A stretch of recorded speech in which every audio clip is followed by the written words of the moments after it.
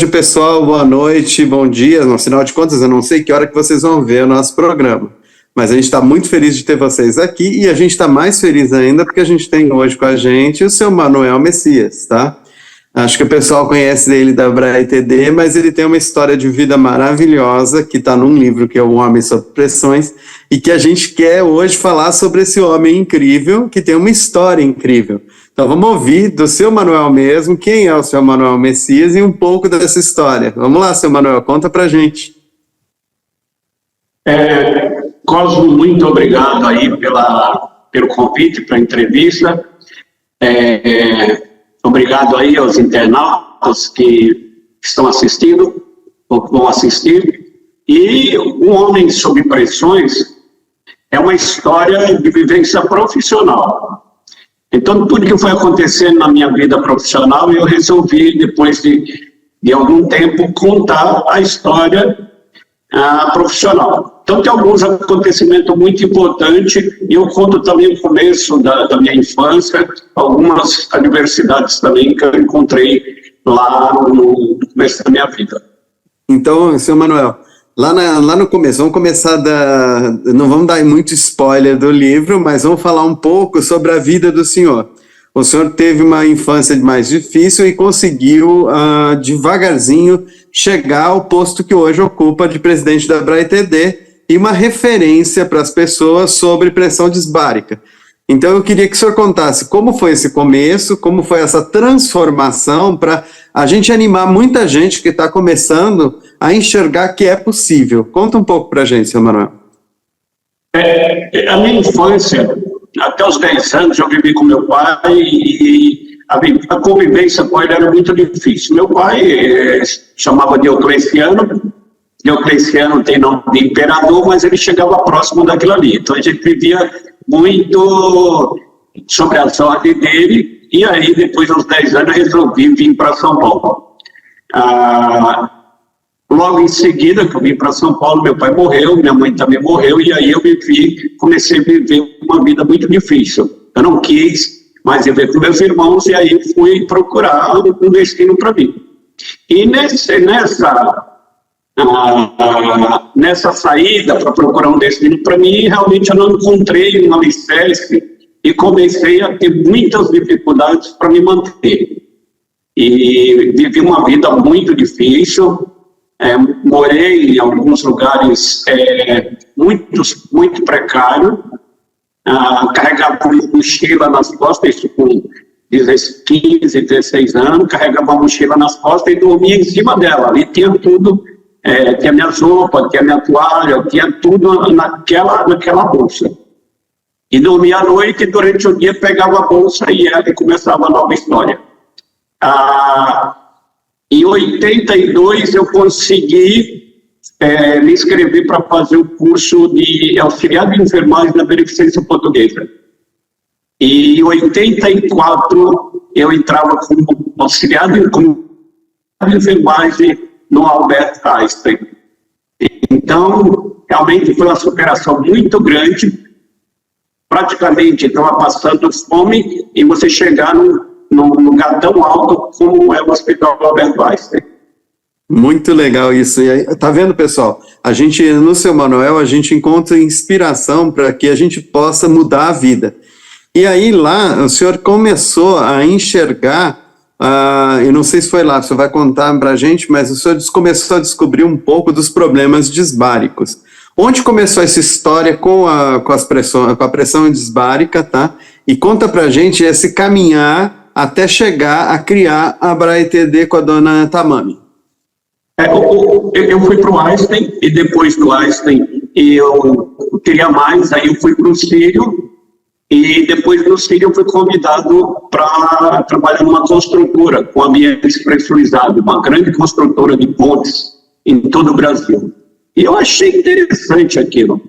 E fui. E aí eu me encontrei numa obra, o pessoal dentro de uma bolha de ar, numa tubulação vertical louca, trabalhando no subterrâneo para fazer o alicerce de uma ponte. E aí eu achei muito fantástico aquilo lá. Na realidade, eu não tinha nem noção do que estava por vir. E aí depois eu descobri que muitos acidentes aconteciam com esses trabalhadores. E eu comecei a pesquisar aquele assunto. E então, o pessoal que ia para trabalhar na construção civil e que ia para me dar apoio, quando chegava lá desistiam. E eu sempre pensei que há um lado bom do lado ruim. Havia muita coisa ruim ali, mas eu achava que tinha muita coisa boa também para se descobrir. E aí, as pressões. E a partir desse momento, aí então, eu comecei a ter contato com pessoas tanto no Brasil quanto no exterior, e aí a gente começou a estudar mesmo para valer. Em 2012, eu vi que a gente tinha muita dificuldade para ter professores, para ter cursos nessa área. E eu fui ao Ministério Público, falei que queria ter um debate, fui na Superintendência do Ministério do Trabalho, fui no COFEI, fui na Medicina Hiperbárica Americana, fui na Advocacia Geral da União e abri a boca mesmo. Eu queria fazer um evento discutindo esse assunto com todas as autoridades. Parecia meio fantasia. E no dia do evento, o Fórum de Esbárico, todas essas autoridades estavam lá. E agora o bicho ia pegar. Porque tinha um procurador da Advocacia da União, tinha o superintendente do Ministério do tinha um procurador também do Ministério Público, tinha representante da Medicina Hiperbárica Americana, tinha representante da Dive Alert Network, a maior empresa de mergulho, a maior instituição de mergulho do mundo, e a Divers University, que faz treinamento para mergulhadores. E eu fui o responsável por levar esses caras até lá. E aí a tremedeira tomou conta, mas o objetivo que era discutir isso. E foi fantástica a reunião, durou 2 dias, e depois disso a gente teve que criar para entender, porque a repercussão foi muito grande. Muito bom. Eu acho legal essa experiência do senhor, só contar essa experiência para as pessoas, porque existem problemas no Brasil, assim como no mundo, em que a gente às vezes acha que não existem soluções. E o senhor foi lá e foi convidar essas pessoas que eram, assim, pessoas que estavam já num nível alto na escala que a gente coloca para quem cuida da pressão disbárica, e resolveu simplesmente cutucar o leão e fazer com que todo mundo falasse sobre a NR15, sobre as regras, sobre as normas específicas do trabalho. E foi um cutucão do senhor que abriu a BRTD e abriu a ideia de se debater a respeito das pressões. Como é essa responsabilidade toda e como foi essa experiência, senhor Manuel? Hoje eu me sinto... O que mais me preocupava era que eu via aqueles trabalhadores com doenças provocadas pela alteração de pressões, chama-se doença descompressiva, pela uma descompressão equivocada daquelas tubulações, eles vinham a ter essas doenças. E aí eu não via um tratamento, não via uma recuperação absoluta para isso, não via a solução para esse problema. Eu comecei, então, a discutir esse assunto, levar para as autoridades, mas no Brasil, a todos aqueles que me estão ouvindo, no Brasil tem jeito, tá? Parece que não tem, mas tem jeito. Só que nós temos que... Esse jeito é com a gente na frente, a gente direcionando o negócio, porque no Brasil as coisas são muito paradas. Então, o que a gente tem que fazer? Nós temos que ter atitudes, e nós temos que ter processos e tem que ter projetos. Esses projetos têm que ter processo para quem nos fala, para quem a gente vai falar, para você entender o que a gente quer fazer. E aí, hoje, graças a Deus, tem muitas pessoas me procurando para desenvolver projetos junto com a gente, porque agora a gente começou, Cosmo, o pessoal entendeu agora que a gente vai prevenir acidentes desde o pré-sal até a agência aeroespacial. Só que aí cada um no seu setor. Quem está na parte submarina quer entender o que a gente vai fazer. Quem está na parte de aviação quer entender o que a gente vai fazer. Quem está na medicina hiperbárica também quer entender. E depois disso eu envolvi no livro Um Homem Sob Pressões, eu envolvi todas essas áreas o resultado está sendo muito bom. Para quem não sabe, a gente trabalhou um períodozinho juntos, né, seu Manuel? E a gente enxergava no seu Manuel exatamente essa força, tá?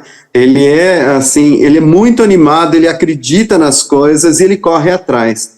Ele me indicou para fazer uma entrevista, eu vou conversar com ele, é que ele teve um problema estava um pouco adoentado, logo a gente vai conversar com outro cara que eu fiquei encantado por conhecer, que parece muito com o senhor, que é o senhor Orlandino. Então vocês dois, vocês tiraram do papel ideias de projetos de levar a população para um outro nível, para levar os direitos dessa população a outro nível, falar sobre o direito das pessoas. Especificamente na pressão disbárica, o que me chama a atenção é o senhor chamar a atenção para as regras. É isso que o senhor tinha como objetivo, não é? Sim, quando eu vi a necessidade daqueles trabalhadores, a gente precisava ver as normas, precisava revisar as normas, porque as nossas normas, a NR15, por exemplo, tem 40 anos de existência, então a gente tem que colocar novas coisas. Para a Marinha, essa norma vem de uma norma americana. Nos Estados Unidos já mudou. A Marinha já tem essa nova norma. E a NR15, o Ministério do Trabalho, continua usando uma norma antiga.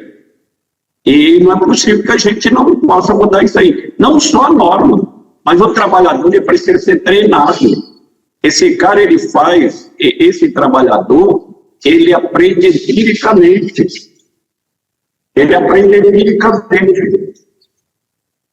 Sim. E é muito interessante a gente ver esse tipo de coisa, né? Que é essa transformação. Eu não quero me estender muito, porque a internet, você sabe que ela não dá muito espaço para a gente fazer entrevistas longas, então eu vou voltar para um assunto que eu acho que é do livro, tá? Que eu indico para todo mundo. A gente vai depois colocar o link para o pessoal comprar o livro, tá? Mas eu queria que o senhor fale uma frase que me chamou muito a atenção, que é do pedreiro ao presidente, tá? E eu acho que o brasileiro precisa muito ouvir isso do senhor, porque isso faz do senhor um homem diferente, um ser humano diferente, que inspira a gente. Então, se o senhor puder falar dessa frase que o senhor me falou a primeira vez que eu conheci o senhor e que me chamou a atenção desde o primeiro dia. De pedreiro ao presidente? Isso, é uma coisa que o senhor falou e a gente fica impactado como isso é forte, porque a gente para ouvir. De pedreiro ao presidente, só para vocês terem uma ideia, eu estou fazendo essa live no meio de uma obra. Eu acabei de fazer essa casa aqui onde eu estou fazendo a live. Então, o pedreiro continua, o presidente também continua. Mas tudo que você for fazer, seja presidente ou seja pedreiro, tem que fazer bem feito. E essa jornada que eu percorri, desde pedreiro até presidente da ABRAEPD, foi tudo feito com muita dedicação. Desde lá, quando era pedreiro, o conceito de ética, o conceito de bom trabalho, o conceito de qualidade, tudo vem de lá. Hoje, é lógico, como presidente é um pouquinho mais sofisticado, mas não quer dizer que lá como pedreiro você não possa ter qualidade, como pintor, como qualquer curso técnico. Você é muito importante no contexto da situação do Brasil. Não é porque você é um pedreiro que você é menos importante. Você é diferente, mas é tão importante quanto qualquer outro. O engenheiro, para fazer uma casa, ele precisa do pedreiro. Se não tiver pedreiro, não faz a casa.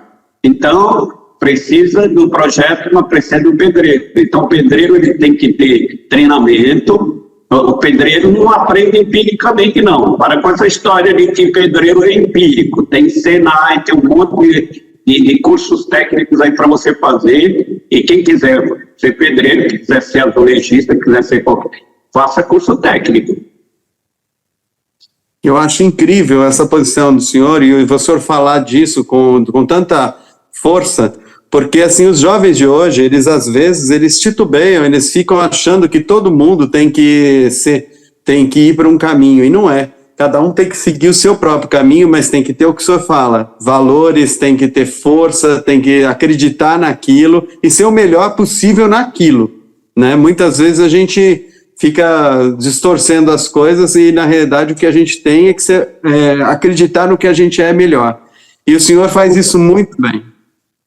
Cosmo, eu acho que tudo que você fizer, faça bem feito, mas faça se divertindo, faça curtindo o que você faz.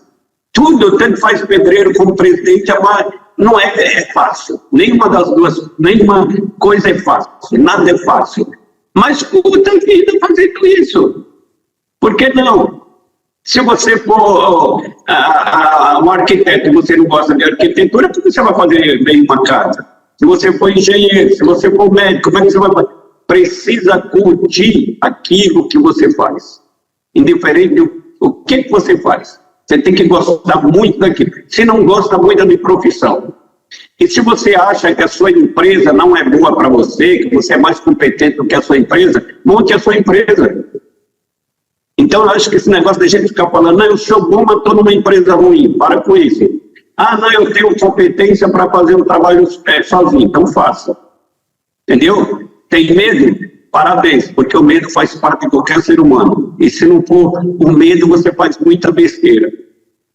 Eu queria dizer que eu tenho muita admiração, por isso que eu pedi entrevista para o senhor. Eu acho que o senhor é uma pessoa que gera na gente vontade de crescer, vontade de melhorar. O senhor acredita muito nisso, tá? Então eu queria agradecer demais o senhor ter parado para me aceitar esse convite da entrevista, tá? Queria agradecer porque a ABRAE-TD, gente, pesquisem na internet, entrem no site deles, eles fazem um trabalho fantástico sobre pressão disbárica, tá? O senhor Manuel é uma pessoa especial, tá?